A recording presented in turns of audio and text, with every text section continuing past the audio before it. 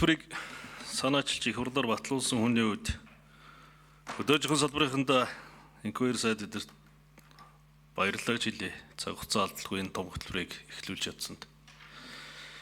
Саяын гишүүдийн асуултын ерөөсөө хариулт нь өөрөө энэ үндэс цагаан алт хөтөлбөр л дөө. Энэ малын түүхийд боловсруулах бүтээгдэхүүнүүд маань үйлдвэрүүд маань хангалттай хүчин чадалтай байж чадахгүй байгаа учраас л малчдын маань орлого тогтворгүй одоо залгамж халаа малчдын маань залгамжуулаа ховордох хөдөө нутг маань эзүүт ийм л асуудал үүсэж байна. Монгол Улсын засгийн газраас их хурлаас 2 хөтөлбөр баталсан. Нэг нь малчтаа дэмжих буюу тэр мал аж ахуйг тогтвортой эрхлэхэд зориулсан энэ шинэ оршин хөтөлбөр байна. Шинэ оршин буюу энэ мал аж ахуйг тогтвортой эрхлэхийн тулд бид юуг тэрүүн зээлжид авчих хөөхөр ерөөсөө хөнгөн үйлдвэр буюу боловсруулах үйлдвэрүүд юм байна. Тэгэхээр цаг алдалгүй энэ хөтөлбөрийг одоо цагаан алт хөтөлбөрийг хэрэгжүүлж эхнээсээ үр дүнгээ өгч ийн гэж харж байгаа. Над руу энэ хөтөлбөрийг санаачлаад би хөнгөн үйлдвэрийнхэнтэй бүгдтэй нь уулзаж авсан учраас өнөөдөр над руу үйлдвэрүүд ярьж байна. Энэ бодлогоос битгий ухраараа инквайри сайдаа. Самнаад гаргана гэдэг энэ салбарын бодлогын хүрээнд яаж ийн вэхээр хилийн цаана аваачаад самнаад цаашаа дэлхийн зах зээл рүү гаргадаг байсан хятад буюу бидний ярьж байгаа урд худалдаа авах чэнжүүд маань өнөөдөр үндэсний үйлдвэрүүдтэй хилцэл хийж эхэлж байна. Энийг бол үндэсний үйлдвэрүүд ярьж байна. Юу гэхээр зэрэг нэгэнд бид нар боловсруулаад угаагаад гаргахгүй болсон учраас төрийн бодлогын байгаа учраас үндэсний үйлдвэрүүдтэй хамтарч ноолоор аваад танаа үйлдвэр дээр угаа самнаа гаргая гэдэг энэ хилцэл рүү явж байна. Энийн чинь дагаад мөнгө урсгад орж ирж байна. Мэдээж чэнжүүдийн зүгээс энэ бодлогыг үүсгэж байгаа асуудал байгаа. Тэгэхдээ бид нар 1 жил давчих хэрэгтэй байна.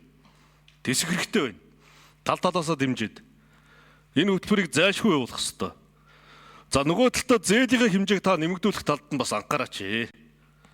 90 жилдээ 200 орчим тэрбум төгрөгөд гараа явчихдаг шүү дээ. Хөнгөлтөө юу ноолуурыг бэлтгэхэд.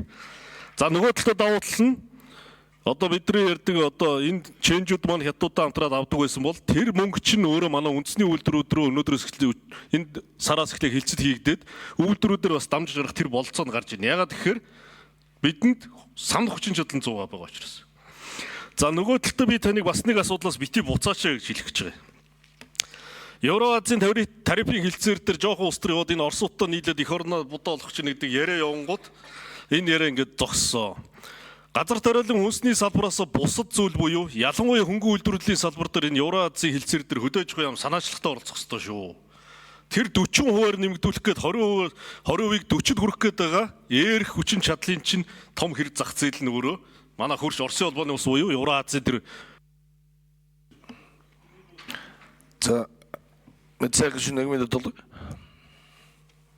Энэ дээр би инквайри сайдыг бас тууштай байгаад яг тэр хүнсний бүтээгдэхүүн хүнсний дотоодын зах зээлээ хамгаалсан бодлогоо бариад хөнгөн үйлдвэрлэлийн салбар дээр та Евразийн хилцээр дээр манлаж оролцороо. Энэ дээр бол одоо би бас дэмжиж ажилланаа. Мөн ховд үйлдвэрлэл технологийн парк завханд маань одоо дудааны цахилгаан станц баригдсан. Энд бас одоо үйлдвэрлэл технологийн парк хөгжүүлэх боломж нь бүрдэж байгаа шүү. Цагаан хөтөлбөрийн хүрээнд энийг одоо бас дэмжиж өгөөрэй гэж хүсэх байна. За нэг хүсэлт байгаа нь дайвар бүтээгдэхүүн цагаан алт хөтөлбөрийн хүрээнд банкны зээлийн жагсаалтанд ороогүй байна. Малын гаралтай дайвар бүтээгдэхүүнүүд маань үйлдвэрүүд маань хамгийн том экспорт хийх боломжтой өлөнгийн үйлдвэрүүд гэдэг. Энэ бол одоо цагаан алт хөтөлбөрийн хүрээнд зээлийн одоо олгох төстэй хамрагдах төстэй хүрээнд нь хамрагдахгүй үлдсэн юм байна. Энэнийг та бас нэг оруулж өгөх тал дээр анхаараач салбарын сайдын үед. За тэр Америкийн ерөнхийлөгчийн тавьсан тарифтай холбоотойгоор хүмүүс их ярьж байна. Энд чи өөрөө их давуу тал болох гэдэг байгаа шүү. Манайх 10%-нд нөлөөлөлд орсон байна. Тэгэхээр манайхаар өмнө оёдлын үйлдвэрүүд дамжаад экспорт хийдэг байсан шүү.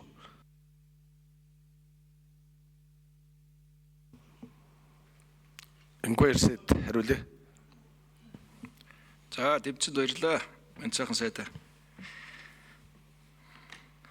Ховдын паркыг оруулахаар баруун бүсийн арь шир ноос нондон боловсруулалтанд томоохон ахиц гарчнаа. За энэ бодлого ингээ явна. Одоо үйлдвэрүүд маань дэд бүтцэн хийгдээд дуусахаар хувийн хвшил маань хөрөнгө оруулалт буюу цагаан алтанд хамрагдаад ингээ явах хэрэгтэй. Ер нь энэ цагаан алтанд батлагдж байгаа их усүр 66 тэрбум төгрөгчл өөрөө ноолуурын зээл, хөрөнгө оруулалт, энэ үйлдвэрийн хүчин чадлыг нэмэх гэдэг энэ бүх зүйл рүү ягаад ч үнэхээр л хөрөлцөхгүй байна. Одоо 26 оны төсөвдөр анхаарад үнэхээр хувийн хвшил маань урам зориг ороод хөдлөөд эхэлсэн. За хүнсний хувьсгал дээр ямар их ололт амжилт гарав. 30-40 шинэ үйлдвэр орлоо 300 гаруй шинэ төрлийн хүнсний бүтээгдэхүүн шинээр бий болж гарч ирж байна. Одоо ноос нолор аль ширээний хөдлөгч болцоо бас нэг таатай гадаад орчин үүсээд ирлээ. Атрын 4-р аян гээд газар тариаланга дэмжих, мал аж ахуй, эрчим цай аж ахуй дэмжих том бодлого эхэлжлээ. Одоо энэ чинь бүгд хоорондоо хоршоо бодлоготойгоо нийлээд ингэ зогсуулж хөвөрж ш 4 зогс бодлого. Энийг л алдахгүй нэг одоо бидэрт 3 жил байна. Ингээд нэг явчихад 28 он гэхэд энэ хамгийн их ажлын байр олгож байгаа. Хүн нутаг орондоо ажиллах амьдрах орчин бүрдүүлж байгаа энэ салбар нэг хөрхөн босчихно. Бодиттой үр дүнтэй энэ чинь. Энэ чинь одоо энэ хамтарч ивсний гол үр дүн бол энэ салбар дээрх бодиттой гарна шүү гэдгийг одоо хэлхийг хүсэж байна.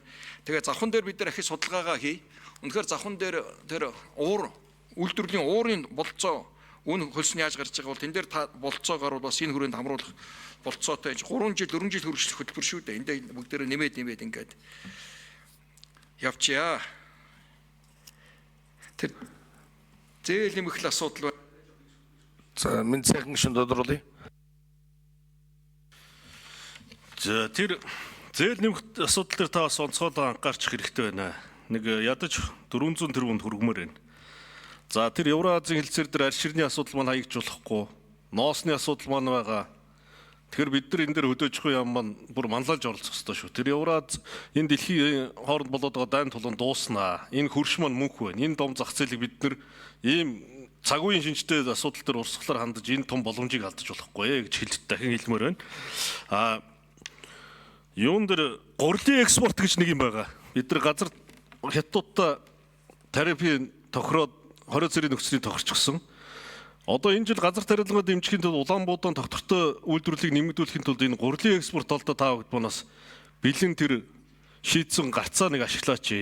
Тариалалтаа нэмэгдүүлэхэд дагаад одоо экспорт мөн нэмэгдэх.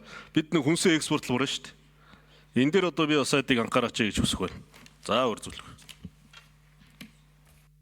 За инквер сайд хариулъя. За ойлголоо. Евразийн холбооны хөнгөн үйлдвэрийн салбарын боломжин дээр нэлээд сайн ажиллаж байгаа. За гурилын асуудал буюу Улаанбуудаан асуудал сезон эхэлсэн. За үндсэндээ ингээд 14 хоногийн дараа тариалт эхэллээ. Бээсэн дарга бодлого тодорхойгүй байна. Тариаланч түлээж байна. Улаанбуудаа тарих уу тарихгүй юу? Дотоодын үйлдвэрлэлийн хүчин чадал 100% тарьж 100% дотор хангадаг байсан одоо 60% болсон. 40% уналт хийсэн. За энэ бодлогын асуудлыг шийдэхгүй бол ахаад уналт хийнэ. За ийм нөхцөл байдлын эсрэг бид бусад шин таримлууд экспортын үр тарианы асуудал дээр нэлээд ажлууд гэрээлцлүүд хийж байна. Улаанбуудаа бол стратегийн бараа шүү. Дэлхийн улс орн болон яг одоо хүнсэнтэй анхаарч нөөцөн дээр бодлого төвлөрүүлж байгаа энэ цаг үед бид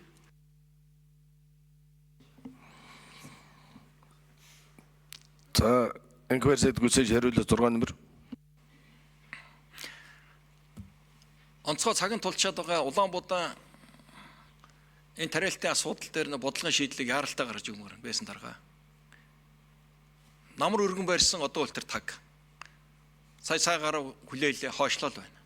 Хугацаа алдвал нөхөж болдгоо хугацаа. 5 сарын тариалт алдвал 6 сар таринж байх болцоогүй. Ингээд дуусаа. Намар бид нар бусдаас гурил Улаанбуудаага гуйна гэсэн үг. Хүнсээ бусдаас гуйна гэдэг чинь нөгөө аюулгүй байдал тусгаар тогтол маань суларнаа л гэсэн үг шүү дээ. Дэлхийгээр хүнсэнд анхаарч байна. Энэ дээр байнгын хороо онцгой асуудал тавьж шийдэл гаргаж өгөөч. Авч хилцээч. Яагаад саатуулаад байгаа юм бэ? Яагаад энэ хойшлуулад байгаа юм бэ? Тариаланчид хүлээж байна шүү дээ. Улаанбуудаа тарих уу, болох уу гэж. Евразийн хэлцээр дээр Улаанбуудааг татвартай байх нь гэдэг дээр хоёр тал тохирсон ийм сурагтай байна. Гэтэл бид яагаад ийм байдалтай байгаа вэ? За Улаанбуудаа асал хоёр дахь асуудал дээр ярина. Гэхдээ бид түрүүнд арханд очиод тариаланчтайгаа бас уулзсан, хөдөөж хаймныханд уулзсан. Тэр тариалтад буурсан гурилын импортын татвартай холбож ярьж байгаа. Гэтэл би ирээд дарган дээрх зөвлөдөө уралдаар бас танилцуулсан. Одоо ингээд байнгын орон дээр танилцуулж байна. Тариалт одоо 57% буурсан гэдээ яриад байгаа. Нөгөө талаар тариаланчид маань бас гурилын үйлдвэр одоо 10 хэдэн гурилын үйлдвэрээс одоо 6-7 ажиллаж байгаа, бусд нь одоо хаалга барьсан ярьж байгаа. Энэ асуудлыг бас бид дахиж одоо их хурлын өндөр танилцуулж ярина. За гişүүд асуулт асууж хариулт авч дууслаа.